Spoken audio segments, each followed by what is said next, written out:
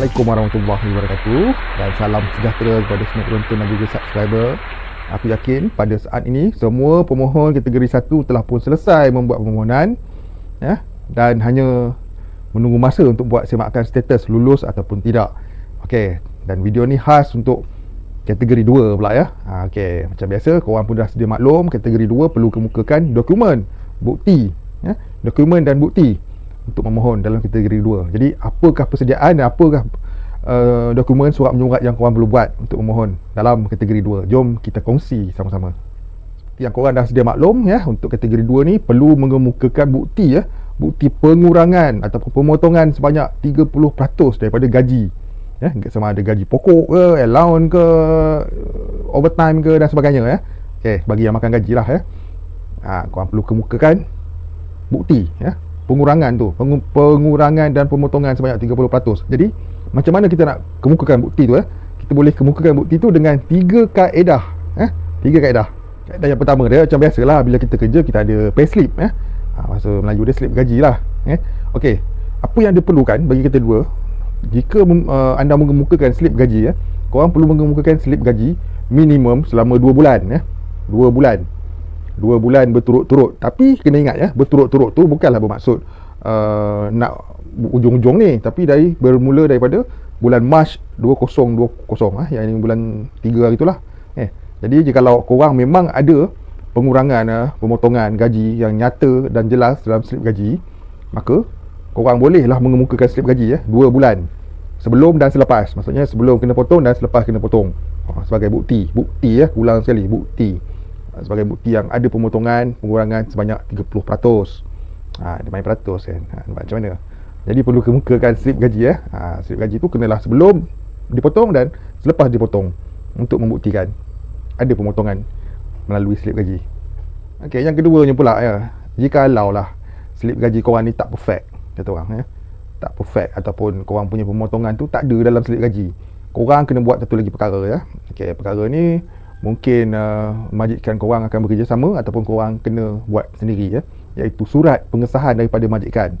Okey, dalam surat pengesahan majikan ni, kalau seandainya company yang korang kerja tu dia memang buat pemotongan ya, sebab pendapatan syarikat itu yang korang kerja tu terjejas, maka senang cerita ya. Letterhead company dah siap, memang cantik ya. Dan dalam surat tu perlu dinyatakan pengurangan ataupun pemotongan pendapatan sebanyak 30% ya. Okey, 30% berdasarkan sama ada total gaji korang ataupun korang punya gaji pokok saja. Kalau total gaji tu maksudnya campur allowance, overtime semualah. Okey, kalau gaji pokok tu maksudnya basic korang saja ya. Jadi perlu mukakan surat. Surat tu pula seandainya majikan korang tak buat ya, ada setengah-setengah company yang agak kecil ni dia mana nak buat, dia suruh staff dia buat. Okey, jadi kalau suruh staff dia buat, korang kena buat sendirilah ya, kena type ya. Type dalam format surat rasmi yang cantik ya. Kalau boleh guna letterhead company ya. Korang type sendiri. Kalau guna A4 pun boleh juga, tapi kalau korang guna letterhead company korang lagi cantik ya. Korang type sendiri, korang nyatakan position korang apa dalam syarikat tu dan pengurangan gaji daripada bermula daripada tarikh, sebutkan tarikh ya, dan sekarang gaji tinggal berapa, tarikh bila pengurangan tu berlaku dan disahkan oleh majikan korang. Pastikan majikan korang ada perlu tanda tangan surat tersebut ataupun cop tanda tangan dan cop yang terbaik pada surat pengesahan mengesahkan yang pendapatan anda dipotong. Okey, itu cara yang kedua. Dan ada satu lagi cara yang ketiga ni, penyata bank.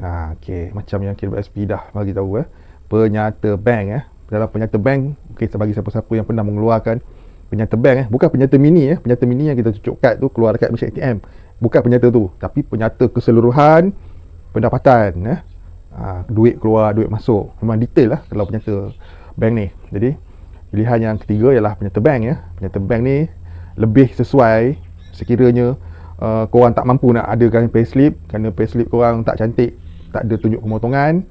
Lepas tu korang punya majikan pula macam keberatan untuk sign ke apa ke kan, tak bagi kerjasama dan sebagainya, maka option yang terakhir yang korang ada ialah penyata bank ya.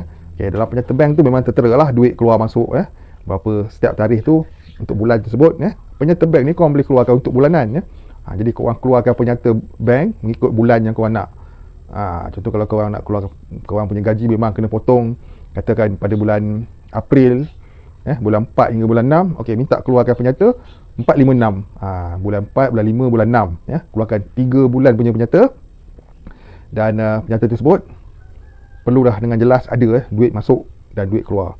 Maksudnya duit masuk daripada syarikat korang, of course ada tulis company apa personal berhad ke apa ke, jumlahnya banyak mana, dan selepas tu pula berapa yang tinggal selepas dipotong 30%. Itu pun perlu juga bukti. Sebab bagi kategori 2 ni, apa yang dititik beratkan ialah bukti pemotongan ataupun pengurangan gaji pokok dan allowance sebanyak 30%. Jadi kita kena ingatlah, bila maksud je bukti, kita kena sediakan bukti sebelum dan selepas. Itu pasal aku cakap untuk penyata bank ni, korang kalau memang mengalami pengurangan, korang sediakanlah penyata bank untuk 3 bulan lah, yang paling cantiknya. Kalau contoh bulan macam aku cakap tadi lah, bulan 4, bulan 5, bulan 6, jelas ada pengurangan dekat situ untuk dijadikan bukti. Okay, last but not least, ini memang option yang paling tak syok sekali, paling tak syok sekali. Sekiranya penyata gaji sukar nak diadakan, surat pengesahan majikan pun sukar nak diadakan, penyata bank pun sukar nak diadakan, ada setengah orang dia mengalami masalah untuk mengeluarkan salah satu daripada 3 dokumen tersebut, maka apa yang tinggal ialah pergi membuat temu janji untuk berbincang dengan pegawai KWSP. Okey, sebenarnya ada kebaik dan buruk dia juga. Kebaikan dia, bila kita bersemuka dengan pegawai KWSP, lebih mudah kita nak menyatakan dengan detail, berbincang, menyatakan kesusahan yang kita alami, pemotongan yang telah kita alami, lebih mudah sebenarnya bila face to face. Walaupun benda tu agak merumit kan, kita kena buat temu janji, kita kena tunggu tarikhnya, dan perlu menghadap pula muka orang-orang yang kita tak kenal nak menceritakan masalah kesusahan kita. Tapi sebenarnya ada kebaikan dekat situ, sebab perbincangan ni biasanya akan dilulus secara insya-Allah. Sebab bila kita menyatakan kesusahan, hutang piutang yang kita alami secara detail, pihak KWSP akan memahami benda ni. Dan insya-Allah pengeluaran tu boleh lah. Dan terguna pakai juga orang yang kata orang berniaga, ada company kecil, berdaftar SSM, berdaftar dengan Majlis Bandar Raya, ada lesen perniagaan, masuk dia run bisnes dia sendiri. Bagi orang yang run bisnes sendiri secara berdaftar, ada syarikat yang berdaftar, ada premis, maka pilihan untuk berjumpa ni memang yang terbaik. Sebab banyak company yang bertaraf enterprise, company kecil-kecilan, milikkan tunggal, satu tokeh, dialah kuli. Maka golongan yang macam ni memang sesuai untuk mengeluarkan penyata bank akaun syarikat. Kena ingat tu, penyata bank akaun syarikat. Jadi kalau pendapatan korang memang sikit terjejas, korang cuma perlu bawa saja dokumen tu, penyata bank syarikat korang, enterprise tu, dan pergi berbincang dengan pegawai KWSP.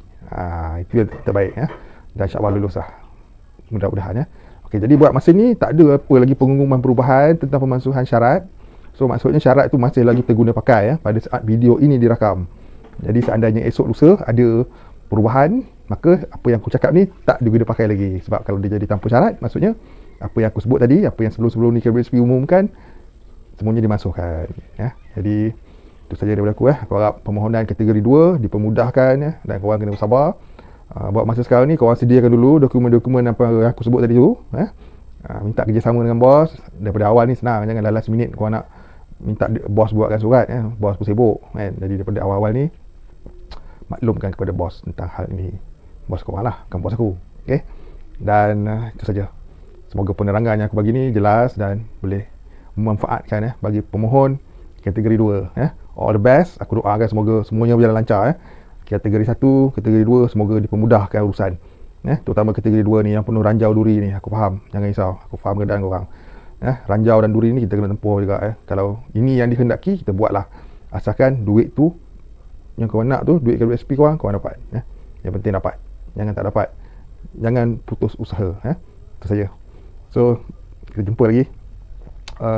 Korang jaga diri, patuhi SOP, jangan makan angin sangat, musim-musim penyakit ni. Sekian. Assalamualaikum warahmatullahi wabarakatuh. Salam sejahtera. Bye bye.